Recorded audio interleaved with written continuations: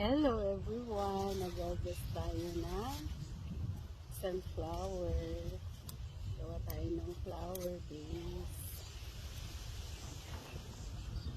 Okay na to mga to. Kasi lumalamig na sa umaga so hindi na siya mag-grow ng malaki. For the meantime,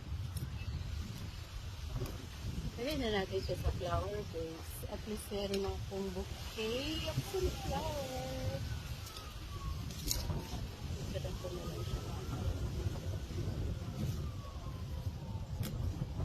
Ayan. Ito nito. Nakabara na kasi siya. Kung malaki na to, nakabara na siya. Yumuyo ko na siya sa lupa. Nagbabaw na siya. Kaya kunin na lang natin para maganda sa ating paningin. Ating sunflower. Thank you for watching. Bye-bye.